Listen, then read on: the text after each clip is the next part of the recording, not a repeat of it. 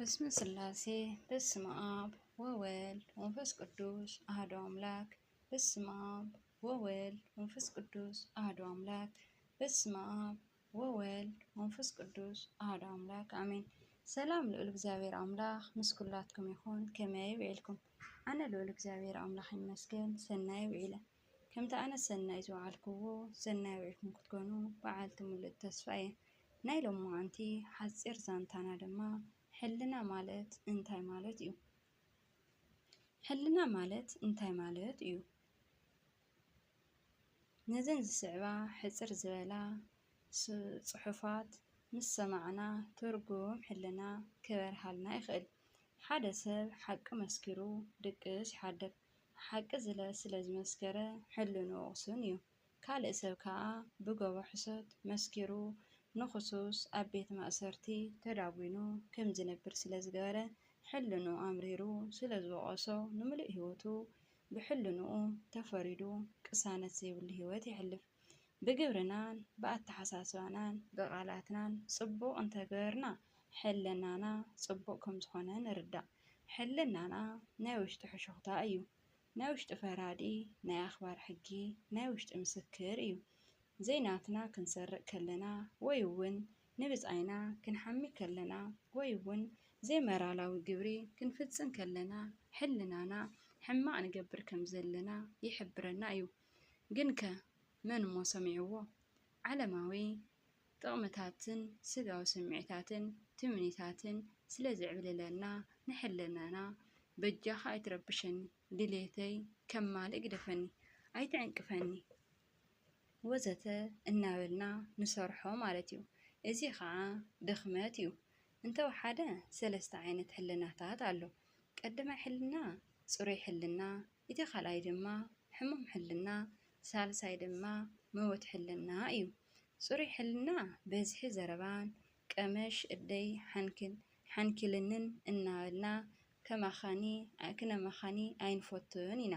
ከምዚ ዓይነት ሕልና እዚ ፅቡቕ እዩ ግበሮ ወይ እዚ ሕማቕ እዩ ኣይትግበሮ ካብ ምባል ሓሊፉ ካልእ ኣይመኽረካን እዩ።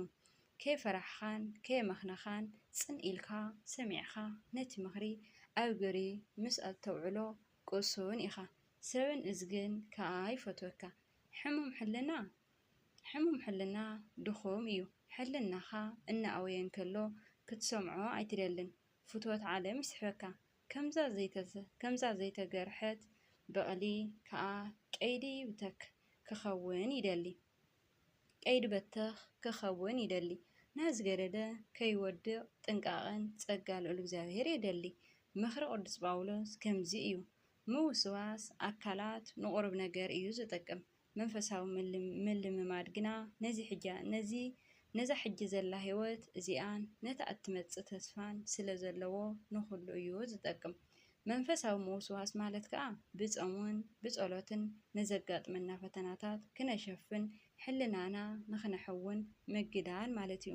ሙት ሕልና ንብሪ ጤል በሊዑ ድቅስ ይሓድር።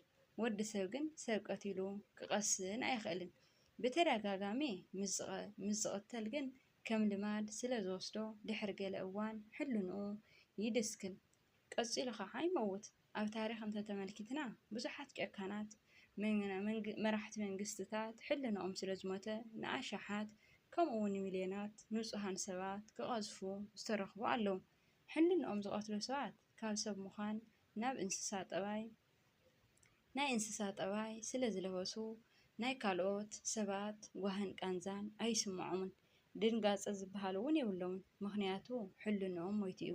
ቅዱስ ጳውሎስ ከም ዝበሎ ብዓለም ከም ዝሓረረ ሕልንኦም ዝደንዘዘ ግቡዛት ሰባት እዮም። ሕልናና መለክዒ ቁኑዕን ዘይቁኑዕን ኣካያይዳና እዩ።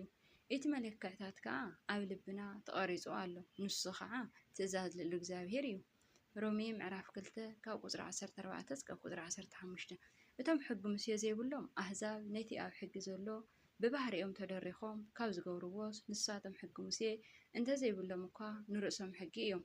በዚ ከዓ ንሳቶም ሕልንኦም እናመስከረሎም ሓሳቦም እውን ሓንሳእ ክወቕሶም ሓንሳእ እውን ክድግፎም ብምርካቡ እቲ ግብሪ ሕጊ ኣብ ልቦም ፅሑፍ ምዃኑ ይርዩ ኣለዉ።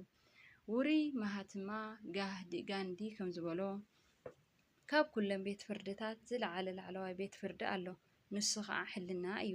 ኣብ ሉቃስ ምዕራፍ 6 ቁፅሪ 31 ከም እንንብቦ ጎይታና መድሃኒና ኢየሱስ ክርስቶስ ከምቲ ሰባት ከገብረልኩም እትደልይዎ ንስኻትኩም ከዓ ከምኡ ግበሩሎም። ካብ ሰብ እንጽበዮ ነገር እንታይ እዩ? ሰብ ክፈትወና እንደሊ እንተተዓዊትና ሰብ ክፈልጠና እንደሊ ዓበይና ኮነ ኣብ ቅድሚ ካልኦት ሰብ ከዋረደና ኣይንደልን ሽምና ከጽልሙ ወዘተ ኣይንደልን። ስለዚ ነዚታት እውን ኣብ ካልኦት ሰባት ክንፍጽም እንተዘይረኺብና ሕልናና ባፅበት ይፈርደና። እዚ ማለት ግን ጽሩይ ሕልና ክኸውን ኣለዎ ማለት እዩ። ሕልና ሃብታን ድኻን ሓያልን ድኹምን ንጉስን ገባርን ኣማንን ኣረሜንን ከይፈለየን ከይፈርሐን ንኹሉ ዘዝግብኦ ናእዳ ወይ ሕማቕ ምዃኑ ኣይፈለጥኩን ነይረ ዝብል ምክንያት የልቦን።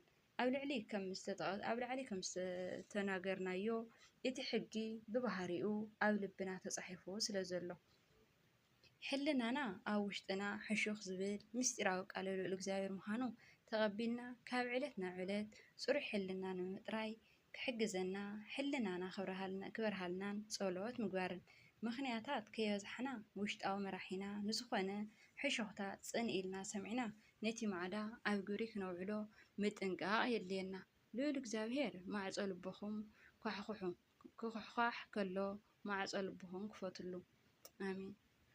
ናይ ሎማዓንቲ ሓፂር ዛንታና